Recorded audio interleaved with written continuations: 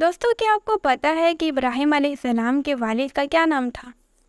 اگر آپ کو اس کا جواب پتہ ہو تو کمنٹ باکس میں ضرور لکھیں۔ حضرت ابراہیم علیہ السلام کے والد کا نام آزر تھا۔ حضرت ابراہیم علیہ السلام کے والد نے ابراہیم علیہ السلام کو کس چیز کی دھمکی دی تھی؟ حضرت ابراہیم علیہ السلام کے والد نے ابراہیم علیہ السلام کو سنگسار کرنے کی دھمکی دی تھی۔